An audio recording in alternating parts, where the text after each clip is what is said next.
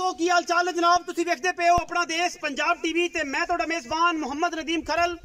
सब तो पहले अपने चैनल को करना है सबसक्राइब ते बेल आइकन ते क्लिक करना है एक अच्छी ते बेहतरीन वीडियो का नोटिफिकेशन हमेशा की तरह वीरा भरावां ते सजना मिलता रहे अल्लाह के खास फजल नाल।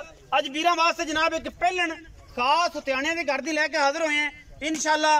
ये जनाब पिछों खानदाना तो नस्लों तो जातां तो इंशाअल्लाह आपां बावर करा देंगे कि जनाब ये झोटी खास हुत्याणियां दे घर दी है। बाकी सजरी सूई है 2 तो 4 दिन दी पहलन कट्टी है मगर भी कट्टी है सिर बुथी नस्ल जात मैं दी हजारा मई दे विचों कदे जे मई नीली ते पैदा होंदियां ने अल्लाह दे फजल नाल। सिर सोना कतरी कतरी अखां बगियां मत्थे ते फुल्ली तुन्नी कोल दा निशान कोई नहीं कदो कामत बड़ी थान हैवाना सोना। इस टाइम जनाब झोटी सजरी सूई है 3 तो 4 दिन दी या 5 दिन दी। बाकी हर चीज कैमरे की निगाह दे विच लामा झोटी दियां खूबसूरतियां झोटी दियां नस्लों झोटी हमेशा की तरह पूरी है और ये विच कोई दो राय नहीं। अल्लाह दे फजल करम नाल इंशाअल्लाह ये जे हीरे हमेशा अपना देश पंजाब टीवी विखांदा है पहलन कट्टी है। बाकी नस्ल जात वालों इंशाअल्लाह हुत्याणा ब्रीड है अल्लाह दे फजल नाल कोई वादा घाटा नहीं किसी किस्म का। दुध इंशाअल्लाह छंडा कट देगी जो इंशाअल्लाह 72 ते आई है जे मैं मैला मूला सुटना है और इंशाअल्लाह कट देगी कड़ाके।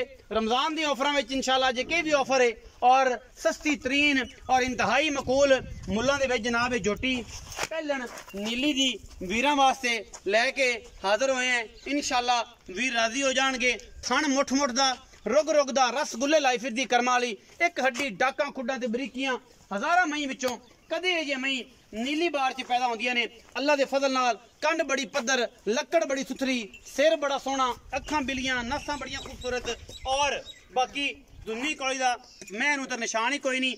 मैं पिछे जनाबे ते कट्टी है 4 तो 5 दिन दी गल बने सूई हुई है। अगर तुसीं तसल्ली मजीद कर लेनी है सजरी सूई नूं बाकी कोई कमी नहीं अल्लाह दे फजल नाल। लक्कड़ लुक्कड़ मैं दी बड़ी आउट क्लास है और माशाल्लाह बड़े चंगे बड़े वजूद दी पगले पिछले पैर मैं माशाल्लाह आई ने जिवें थम ने अल्हम्दुलिल्लाह।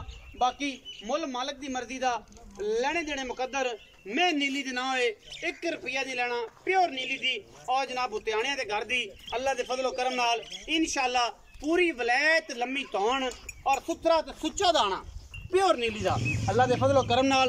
बाकी इंशाअल्लाह कोशिशां ते काविशां हमेशा नीली दियां और नीली हमेशा अपना देश पंजाब टीवी ते लै जाओ परले पासे पैड़े ते लै चलो फर्क मैं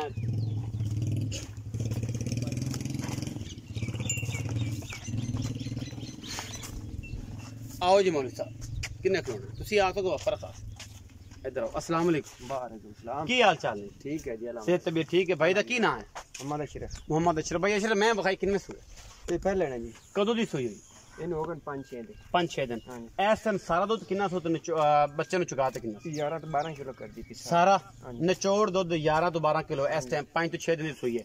ये जी गल दसी है कि मैं हुत्याणे दे घर दी जाए अगर साबित ना हुई थे तुम जिम्मेदार हो किला अगे पीछे सारा खराब हो कि जनाब है फलाने घर तो आई है फलानी गल बात मालक की गल आख सन के साढ़े घर दी जी जी वेखे पक्की गल है ना ना की दसे मोहम्मद अशरफ। मोहम्मद अशरफ। अशरफ भाई दुध 10 सारी मैं को 10 तो 12 किलो ठीक है मगर कट्टी 4 तो 5 दिन की सूई है मैला सुट के मैं को 14-15 किलो कर जैसे छठा फुआरा गंड मरोड़ी साफ है हर चीज की गारंटी थोड़ी पीछे दी गारंटी। अच्छा हुण दसो कि मुल मल की कर दी है 4.5 लाख ना यार मौलवी तू तई करूं जिवें तराबी हुण पढ़ाते हैं तराबी तो पक्की जी गल पक्की जी गल कर दे फाइनल जी गल चलो सख्त छाड़ दे से बस 4,45,000 ये मार्केट दा मुल है कि जान के आदो कोड़ू पाया मार्केट दा मुल है 4,45,000 मौलवी साहब अशरफ ने दसे। हां जी मौलवी अशरफ साहब ने ना एदा मुल कीता है 4,45,000 रुपया जनाब ये मिनाज हुत्याणा साहब दे घर दी दसी है जी इन्होंने। अगर मैं साबित ना होवे असी जनाब इनदे हर पासों इंशाअल्लाह